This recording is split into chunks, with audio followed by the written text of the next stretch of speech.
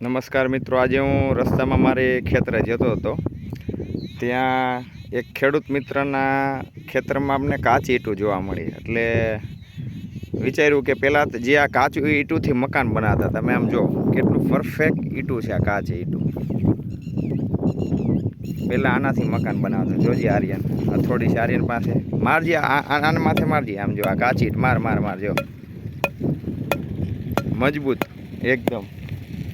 આ ઈંટ મારજે, આ ઈંટ ઉપર મારતો, બીજી ઈંટ ઉપર મારજે. હા જો એ મજબૂત હોય. અને પહેલાં જાત મહેનતથી હાથે આ રીતના ઈંટું બનાવતા.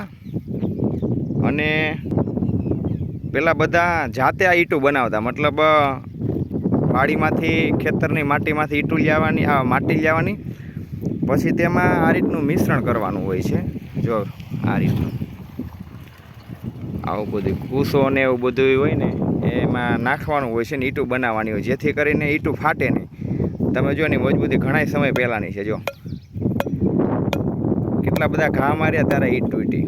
નાનું બબે ઈંટું મૂકીને ચણતર કરે એટલે બહુ જાડી દિવાલ બને અને લાંબો સમય સુધી ચાલે. એટલે હવે તો આ ઈંટું દુર્લભ બની જશે. આ છેલ્લા દ્રશ્યો હોય, કદાચ આવનારી પેઢીને આવી ઈંટું બી જોવા નહીં મળે. તો આ ખેડૂત મિત્રના ત્યાં આપણે જોવા મળી ઈંટું, જુઓ તમે. એટલે કાચી ઈંટ છે છતાં મજબૂત છે. અને એટલું જાડું ચણતર હોય કે દિવાલ કોઈ તૂટવાની કોઈ શક્યતા જ ના રહે. તો આ છેલ્લી પેઢીને ઈંટું જોવા મળે એ ઉદ્દેશ્યથી આ વિડીયો બનાવેલ છે.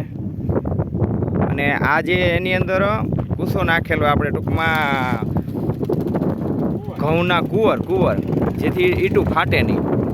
જો આની હા છે ને. તો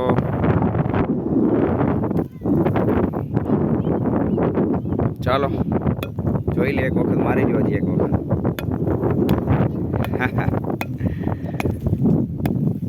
સરસ, ચાલો બાય મિત્રો.